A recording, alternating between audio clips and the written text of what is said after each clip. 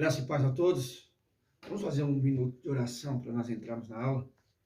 Senhor nosso Deus e nosso Pai, nós te pedimos ao Espírito Santo que nos dê a sabedoria devida para ministrarmos aos corações, Senhor, e tentarmos ensinar, Pai, e transmitir e transbordar aquilo que nós temos aprendido da sua palavra.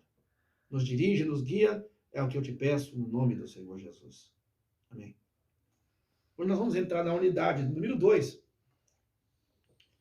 Nós vamos falar sobre a inspiração da Bíblia e o cânon sagrado. Então, dois subtemas aí, que nós vamos tratar nessas aulas agora para frente, tá bom?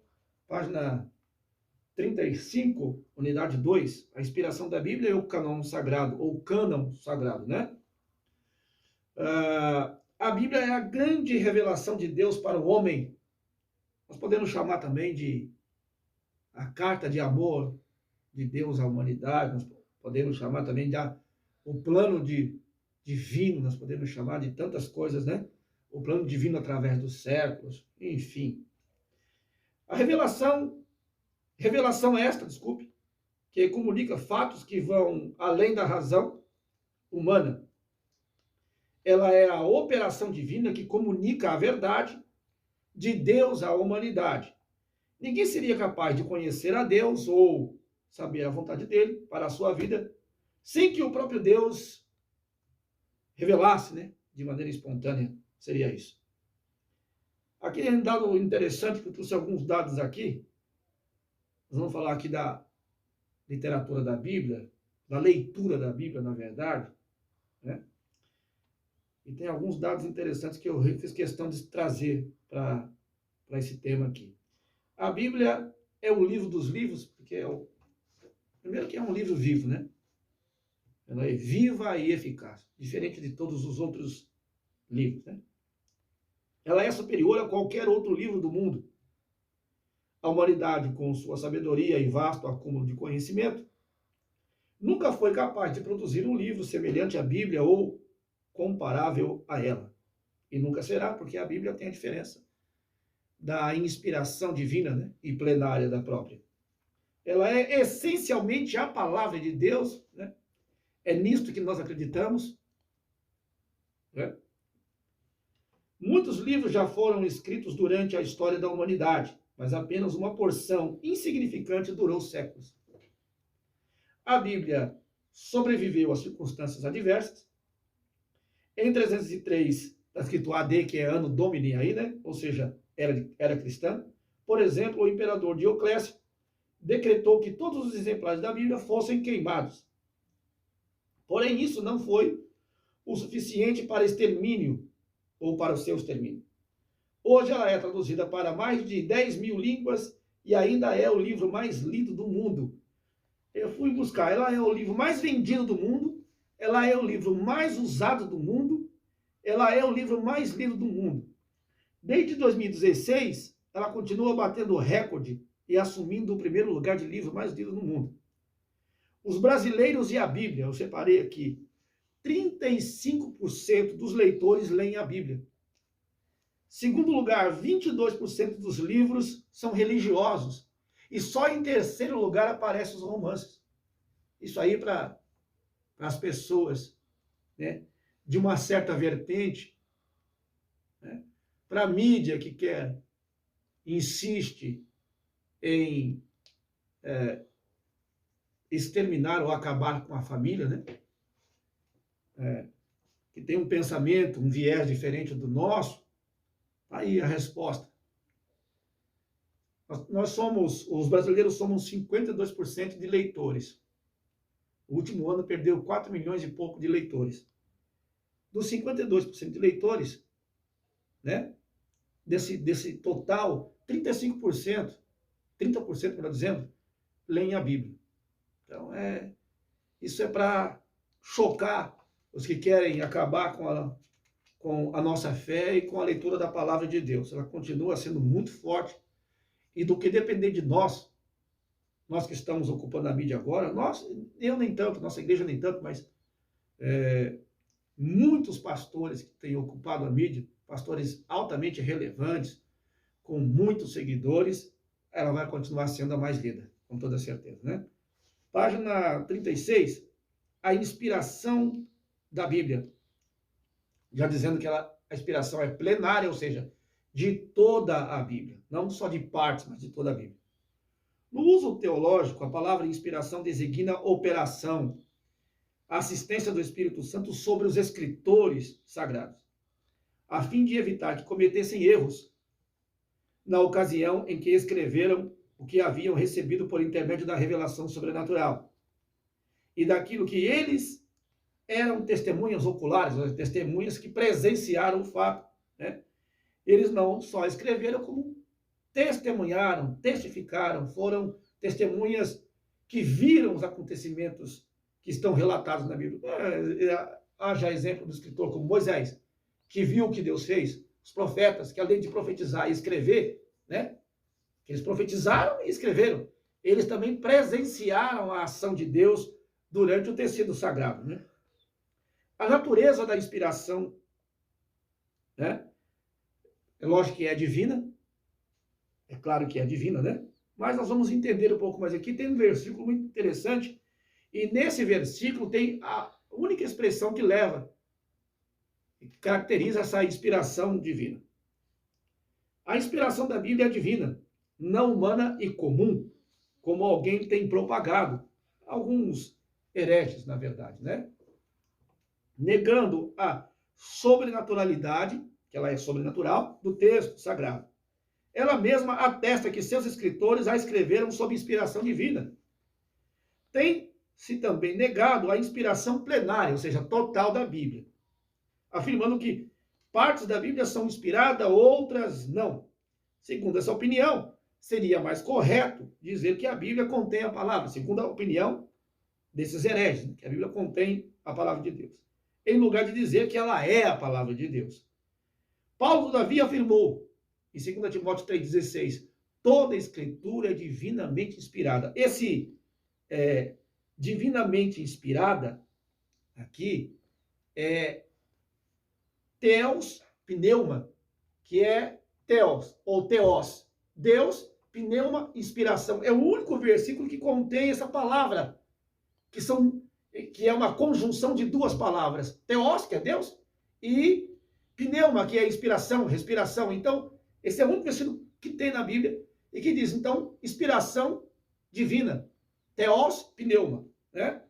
É o que prova claramente com essa inscrição de Paulo e esse termo Theos pneus, ou Theos pneustos, que a Bíblia é divinamente inspirada por Deus, né?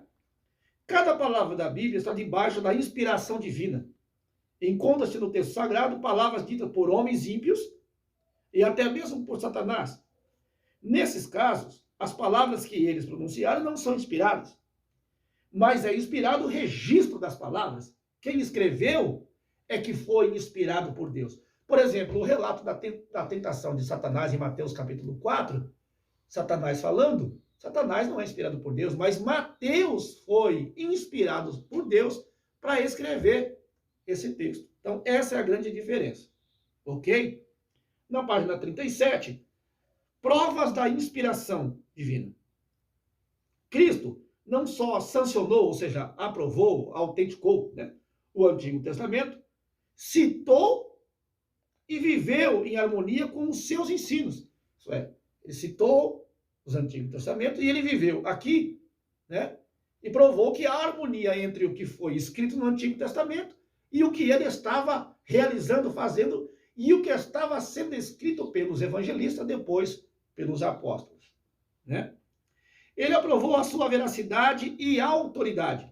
A inspiração do Novo Testamento é garantida pela promessa de Cristo, que o Espírito Santo traria à mente dos apóstolos todas as coisas que lhes havia ensinado e dito, e que o mesmo Espírito os guiaria em toda a verdade. Isso aí tem dois textos aí, que aqui não está, mas que não vou citar agora ou mencionar agora, mas é Lucas 12:12, João 16:13, que corrobora com esse trechinho final que eu li agora, né? Que o Espírito Santo traria à mente dos apóstolos todas as coisas que eles receberam, que foram ensinadas a eles, que é o que comprova a veracidade do Novo Testamento aí, a divindade, né? A inspiração. Vamos lá. Unidade absoluta. Porque a Bíblia forma uma unidade. Por exemplo, é Deus se revelando ao homem, desde Gênesis a Apocalipse. É o plano da salvação, desde Gênesis ao Apocalipse. É uma unidade onde não há discrepância e não há erro, né? Então, seria isso. Então, nós temos aí, por volta de 1.600 anos, nós temos por volta de 40 escritores de diferentes posições, diferentes classes, que escreveram de diferentes lugares e com diferentes culturas, ou entendimento, ou nível cultural, né? Mas ela se confirma, ela acaba tendo o apoio do Antigo no Novo Testamento, do Novo no Antigo Testamento, né? A atualidade indiscutível. O tempo não afetou a Bíblia, né? As eras, as épocas, né? E nem o conhecimento humano, né? Nem o mundo mais moderno, pós-moderno, afetou a atualidade da Bíblia, né? São atuais sua mensagem, seu poder, sua perfeição. Mais do que isso, a ciência, o comportamento humano, as relações humanas e as leis, está tudo dentro da Bíblia, o que prova a sua modernidade, né? O quanto ela consegue ser moderna, atual, apesar de todo esse tempo em que ela foi escrita e depois da sua inscrição, né? Mesmo depois que ela terminou de ser escrita, ela continua sendo atual de 2.000 anos após isso. É só ver que tem dados que a ciência descobriu bem depois do que a Bíblia foi escrita, que a Terra era redonda e tal. A Bíblia já falava sobre isso, né? Tem coisas que hoje são descobertas científicas, arqueológicas, que a Bíblia já falava sobre isso desde muito antes. A fidelidade às profecias. Por quê? São inúmeras profecias no tecido sagrado, tanto no Antigo Testamento, como algumas também no Novo, por exemplo, o livro de Apocalipse. É claro que as profecias do Antigo Testamento, algumas aconteceram em parte, algumas aconteceram no seu todo, outras estão acontecendo agora. Por exemplo, os adventos do Messias, a vinda do Messias, vinda em forma humana, como homem, foi profetizado. Isso aconteceu, o nascimento do Messias, né? A sua morte aconteceu, o surgimento da igreja, né? Os dons espirituais, o dia de Pentecostes, e também tem acontecimentos ou profecias futuras que ainda não aconteceram, que ainda vão acontecer, o que atesta a sua total veracidade, né? Que é também divinamente inspirado, ok? Os resultados da inspiração bíblica. O mundo hoje é melhor devido à influência da Bíblia. Até mesmo os inimigos têm sido levados a acreditar que nenhum outro livro tem o poder de, primeiro, influenciar e, de segundo, transformar vidas. Isso aqui é muito interessante, né? Não só indivíduos, como nações inteiras. A Bíblia tem essa capacidade de influenciar e de transformar. É incrível, é impressionante a capacidade que só a Bíblia tem de influenciar pessoas e de transformar pessoas. Nenhum outro livro tem. Alguns livros evangélicos, livros cristãos, vamos dizer assim, que são bem escritos com a iluminação do Espírito Santo, com a ajuda do Espírito Santo, autores renomados, grandes autores, tanto americanos, ingleses, brasileiros, sim, é de grande ajuda. Mas a inspiração, né, o resultado da inspiração, somente o resultado da palavra de Deus. Ela é poderosa. E aí, tem algo que eu achei interessante aqui, porque essas perguntas aqui, que está aqui embaixo, ó, nenhum outro livro do mundo tem igual poder de conduzir o homem à comunhão com Deus e a sua, novamente, influência e transformação, né? Não tem, como a Bíblia. Na Escritura Sagrada, achamos as respostas às perguntas fundamentais da vida, perguntas essas que são os filósofos e às vezes os cientistas que fizeram. Como, por exemplo, de onde vim? Para onde vou? Qual é o propósito da minha existência? Né? O que eu estou fazendo aqui? Né? Qual é a minha missão aqui? Então, assim, a Bíblia tem essas respostas. Da onde vim, para onde vou e qual é a minha missão aqui. Então, a Bíblia tem, aliás, tem resposta para exatamente tudo. Né? Essa é uma grande realidade. O cânon sagrado, ainda na página 38, Isso só se aplica a todos os livros que estão na Bíblia hoje, que nós conhecemos na Bíblia evangélica ou na Bíblia cristã. Isso não se aplica a todos os livros da Bíblia católica, por exemplo, que tem ali 7 livros apócrifos, não? Que significa dizer que não tem inspiração divina. Deus é o autor da Bíblia por excelência, total, porque os outros são o quê? Escritores, né? E o Espírito Santo é o seu real intérprete. Foi Deus, através do Espírito Santo, que inspirou os escritores da Bíblia.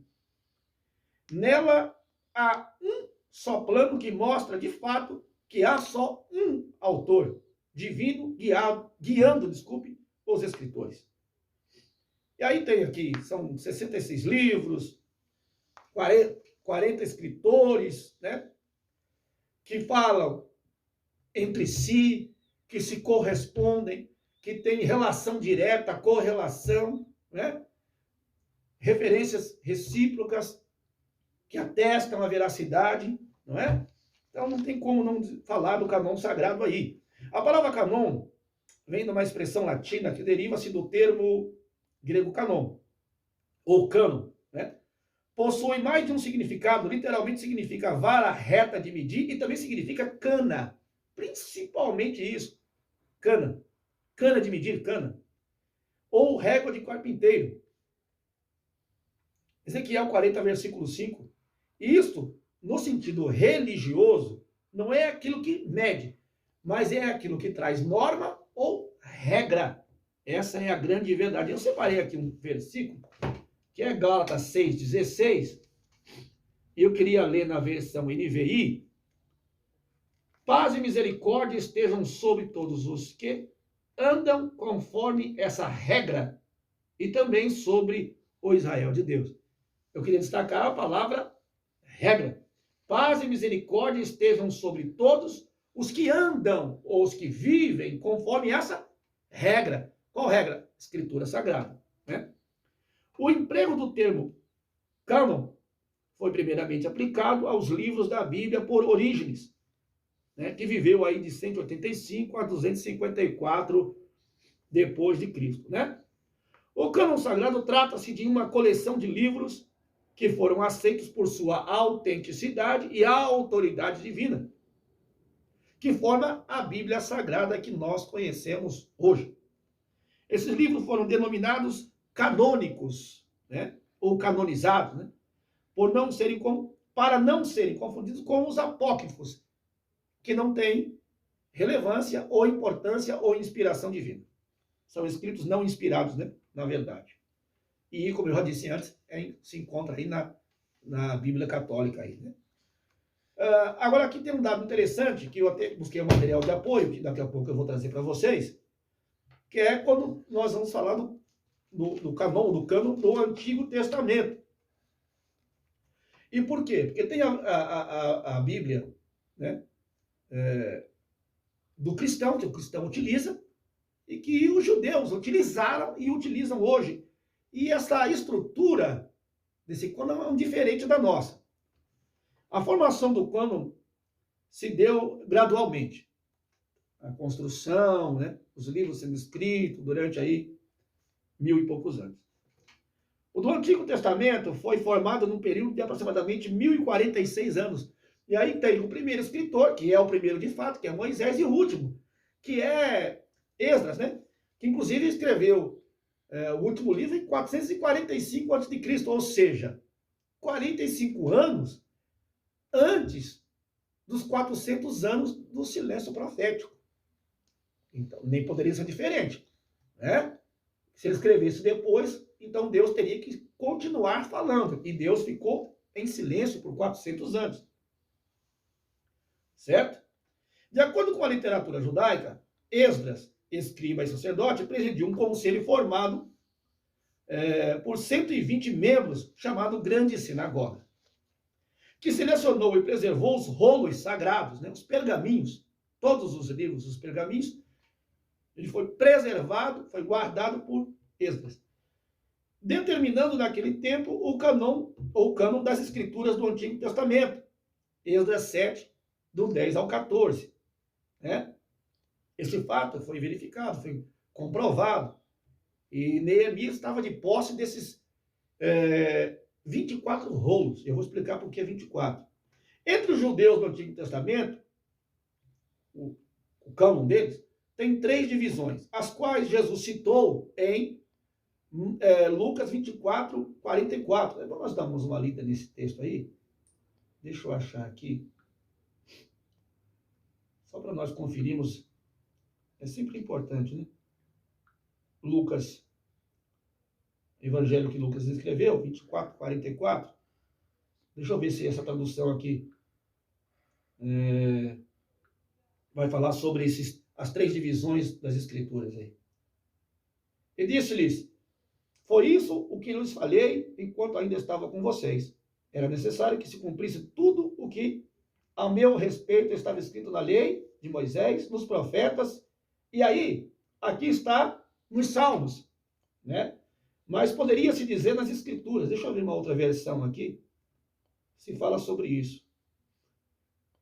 Deixa eu ver a Nova Versão Transformadora. Fala Salmos também. Deixa eu ver aqui uma outra versão. Mas, enfim, quando cita Salmos, é porque está citando a Escritura, ou os livros chamados escritos, né? Deixa eu ver, eu acho que não vai mudar muito, mas quando Jesus se refere aos Salmos, ele quer se referir ao quê?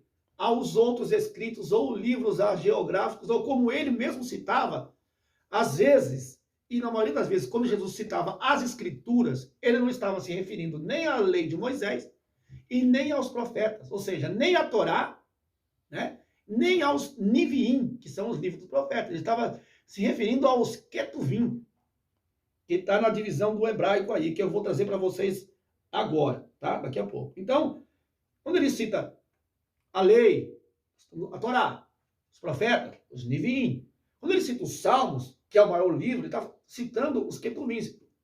Provavelmente, no original, ele citou Escrituras, tá? Ó, veja só. A divisão dos livros do cânon hebraico é diferente da nossa. A deles há 3 divisões, eu já citei aqui. Torá, os Niviim e os Ketuvim. Tá? Há 24 livros em vez dos nossos 39. Porque vários grupos de livros são contados como um só livro. A disposição ou ordem dos livros difere da nossa. Como já vimos, o Antigo Testamento, para nós, cristãos, tem 39 livros que vêm da Septuaginta através da Vulgata Latina, que são as traduções. Primeiro, Septuaginta, do hebraico para o grego. Segundo, Vulgata Latina, do hebraico para o latim. Agora, veja só. Ele soltou essas divisões aqui e não esclareceu as divisões, colocou que há 3 divisões, não colocou quais são as divisões. Ele colocou que há 24 livros e não colocou quais são os livros. Então, agora eu vou transmitir para vocês, para ficar bem mais explicado. E também para aumentar o nosso conteúdo, o nosso conhecimento, né? Primeiro que a Bíblia, no hebraico, é chamado Tanakh, o Antigo Testamento judaico. A Torá, chamada os livros da lei. Gênesis, eu vou contar com vocês aqui, ó. Êxodo, Levítico, Números e Deuteronômio. 5 livros, a Torá. Os Niviim, que são os livros dos profetas, Niviim, livro dos profetas, se divide, tem uma subdivisão dentro dessa divisão dos livros dos profetas, que são os profetas anteriores e os profetas posteriores. Conte comigo, e eu vou explicar por quê. Vamos lá. Profetas anteriores, Josué, Juízes, 2. Aí, ó, preste bem atenção, 1º e 2º Samuel, um livro só. 1º e 2º Reis, um livro só. Então, os profetas anteriores contêm no livro dos profetas anteriores 4 livros, tá? Depois vem os posteriores. Preste bem atenção. Isaías, Jeremias, Ezequiel. Os 12 livros dos profetas menores eram um rolo só. Então você tem Isaías, Jeremias, Ezequiel e os profetas menores. Apesar de 12 livros, era um rolo só. Então contava como um livro só. Desde Oséias até Malaquias, os 12 contam apenas um livro só. Tá? Depois vem os Ketuvins, ou o Ketuvim, na verdade, não é os Ketuvim. O Ketuvim, que é a 3ª divisão, chamado os livros chamados escritos, ou escritura. Aí você tem, ó, Salmo, Jó, Provérbios, Ruth, Cantares, Eclesiastes, Lamentação, Esther, Daniel, Esdras e Neemias como um livro só, Esdras e Neemias como um livro só, e 1º e 2º Crônicas como um livro só. Então vamos lá, fazer a recontagem. 1º e 2º Crônicas, um livro só. Esdras e Neemias, um livro. Então são 2. Aí você tem Daniel, Esther, Lamentações, Eclesiastes, Cantares, Ruth, Provérbios, Jó e Salmos. Mais 9. Então são 11. São 11 livros que compõem essa terceira divisão chamada Ketuvim, que é chamado os livros escritos ou escritura. São 11. Você tem aqui mais 4 dos profetas posteriores, são 15. Mais 4 dos profetas anteriores, 19. Mais 5 do Pentateuco, 24. Se você for prestar bem atenção, são os mesmos livros que nós temos. Só que nossos profetas menores, cada um deles é contado diferentemente. E nós também contamos, né? 1 Samuel, 2 Samuel, 1 Reis, 2 Reis, e também contamos 1 Crônicas, 2 Crônicas, e na nossa Bíblia está separado Neemias de Esdras. Eu acho que depois nós vamos jogar isso aí no vídeo, agora você vai jogar, tá? Para ficar melhor explicado, porque não adianta você jogar alguma coisa aqui, alguma informação do livro, e você não dissecar a informação, que depois fica incompleto. Tá certo? Vamos prosseguir aqui. O cânon do Novo Testamento, eu não vou ler aqui. O canon ou o cânon do Novo Testamento. Por quê? Está com informações desencontradas. Eu li isso aqui algumas vezes e não consegui... não é que eu não consegui entender, eu não vou conseguir transmitir o que eles colocaram aqui. Então eu resolvi buscar na internet algo melhor explicado, tá? Sobre o cânon do Novo Testamento. Então vai lá. Vai estar gravado, você vai acompanhar aí.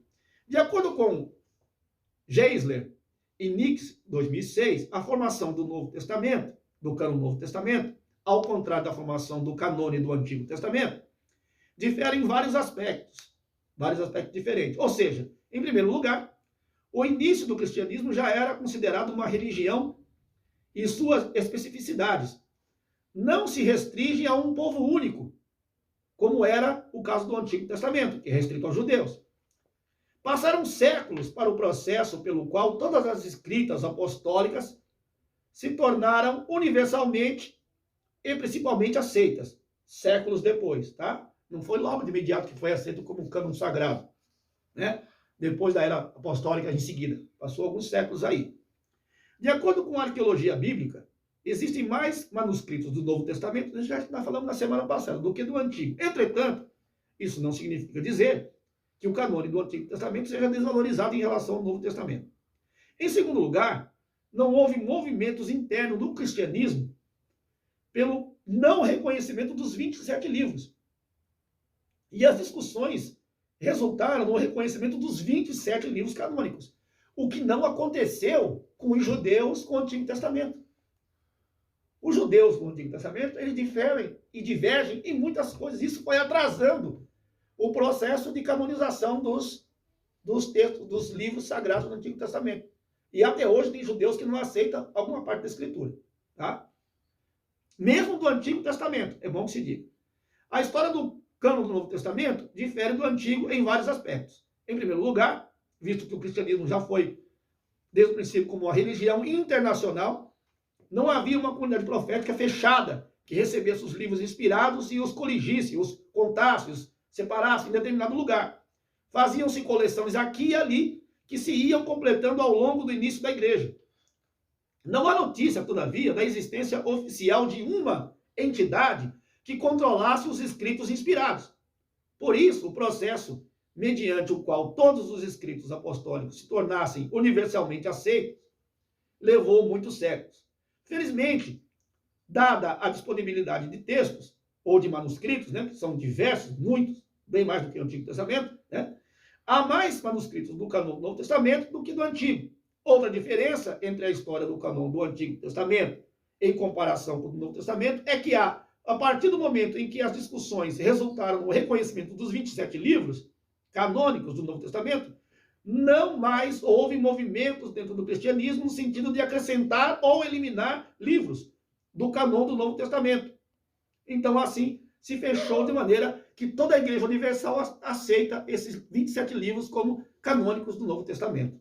Então, é isso aí. Que os judeus ficaram debatendo, os eruditos, muito por causa também dos rabinos, dos escribas, houve essa confusão sempre aí, que não aconteceu no Novo Testamento. Os livros apócrifos, os livros apócrifos do grego apócrifos, ocultos, né?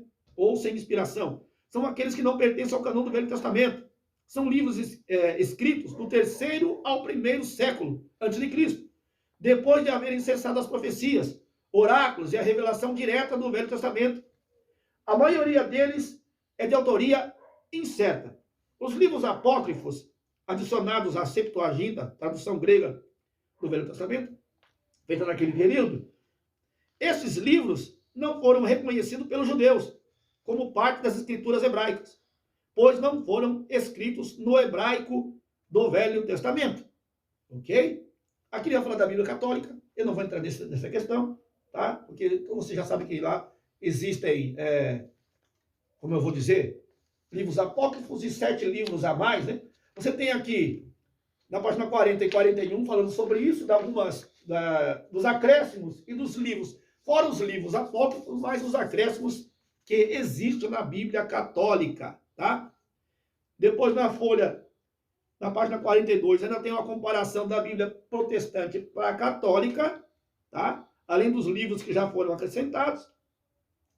No finalzinho da página, tá lá, o valor dos apócrifos. Alguns dizem que tem o valor histórico, né?